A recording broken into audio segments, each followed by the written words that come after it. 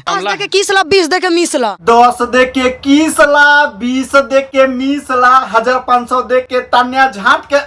ऐसे में बड़ा सख्त लौंडा हूं। मतलब 1500 दे के तान्या झाट के दर्शन काला।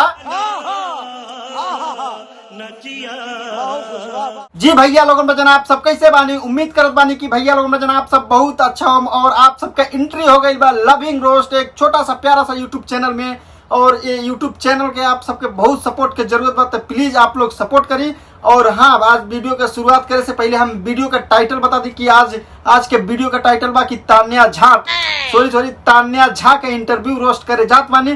तो प्लीज वीडियो को शुरू होके से पहले आप सब कान में हेडफोन लगा लिया और वीडियो को एंजॉय करें। लेकिन आप 2 कौड़ी के पत्रकार हैं। जी तान्या झा, हम आपके बता दी कि हम लोग 2 कौड़ी के यूट्यूबर पत्रकार ना है, बल्कि हम तो सरवा ये सोचत बानी कि 1500 देहला के बाद चीख ले तो सरवा 2-4-10 दे के एक दिन खातिर कहवा लिया जाए। रहा नहीं जाता, तड़प ही ऐसी है ना। नहीं, सवाल आपसे पूछना चाहूंगा कि आप भोजपुरी में गाने गा रही हैं, इसलिए आपको तहे दिल से धन्यवाद है। ये रिपोर्टर भैया, हम आपके बता दी कि इस साली भोजपुरी में गाना ना गावती आई। का कहते भैया बिना शादी के साली कहाँ से आ गए? अरे सरवा, हमार सदियों ना भइल तो साली कहाँ से बन गई? हमार कैमरा मैन कहता। देखा आपने लापरवाही का नतीजा है। चल भाई, गलती हो गई, इस साली ना है तो चल बतावत बानी। तो कैमरा मैन रिपोर्टर भैया आप सबके बतावत बानी कि ई मैडम जी भोजपुरी में गाना ना गावत बिया, बल्कि भोजपुरी में हक मुत देती है। बड़ा हरामी हो बेटा। ओम जय जगदीश हरे पर तालियां बजने लगती है, देखे हैं, सुनी है तालियां पे वो ऑर्केस्ट्रा में हो इतनी कपड़ा पहन के। ओम जय जगदीश हरे एक पवित्र गाना है। कौना रंडी के सामने तू ओम जय जगदीश हरे का नाम लेत बड़ा, जौना की बिल्कुल ही पवित्रता से ना मतलब। ये एक नंबर का आप पवित्र नारी है, जवन की भोजपुरी समाज के एक नीचा स्तर पर ले जाए के कोशिश करत बिया।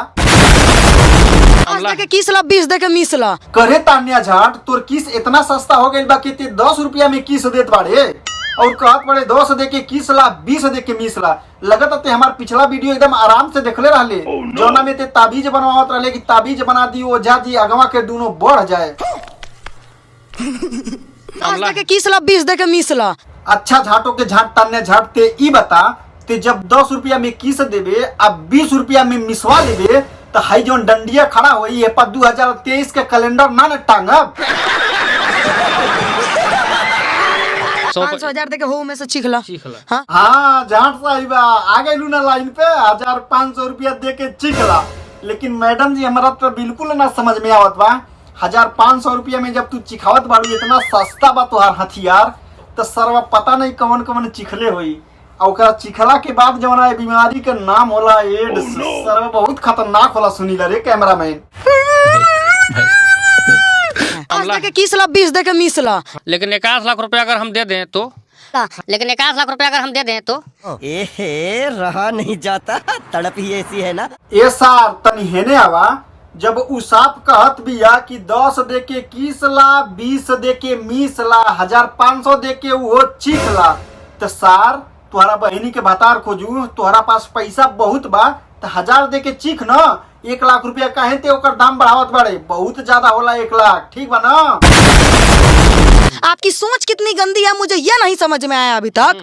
आपकी जो इंसान इस गाने को गलत कह रहे हैं, उसकी सोच आखिर कहाँ तक जा रही है? वाह जाटो के जाट तान्या जाट, 10 में किसवावत बाड़े, 20 में मिसवावत बाड़े, 1500 में चिखावत बाड़े और हमनी से कहत बाड़े कि आप लोग की सोच कितनी गंदी है। वाह तान्या जाट। तुझे अक्ल है? तू क्या बोल रही है? 1947 में आप ही आजाद हुए थे कि हम आजाद हुए थे? आजाद हुए थे आप। आजाद हुए थे ना, तो जो मेरा मन करेगा वो हम गाएंगे। आप गाने से पहले आपसे पूछेंगे कि हम क्या गाए नहीं गाए। जी झाट साहिबा, 1947 में तू ही और हम ही ना आजाद भइल। 1947 में पूरा इंडिया आजाद भइल, तो एक बिल्कुल ना मतलब कि 1947 में तू आजाद भइलू तो तू खुलेआम किसवेबू और मिसवेबू और 1500 रुपया में पेवेबू करबू। समझ रहे हो ना? काजल लगवानी ढोड़ी बुढ़ा गई है, ढोड़ी में उंगली करवा रही हैं। काजल लगवानी ढोड़ी बुढ़ा गई है, ढोड़ी में उंगली करवा रही हैं। ये क्या बोल दे रे? अच्छा, यहाँ से तो उनके इंस्पिरेशन मिलला। सोचलू कि काजल रगवानी 10 रुपया में ढोड़ी में भी अंगुरी करवावत बानी, तो काहे ना हम अपना जुगाड़ में उंगली करवाई। तो भैया लोगन पचन आज के बकचोदी बिल्कुल ही हमें ही खत्म करत बानी और फिर मिलब अगले दिन यही टाइम में आप सबके साथ एक धमाकेदार वीडियो के साथ। तब तक के लिए हमारा पिछला वीडियो स्क्रॉल करके देखत रही और चैनल के सब्सक्राइब कर दी प्लीज प्लीज प्लीज। खत्म। Bye bye, tata, good bye, गया।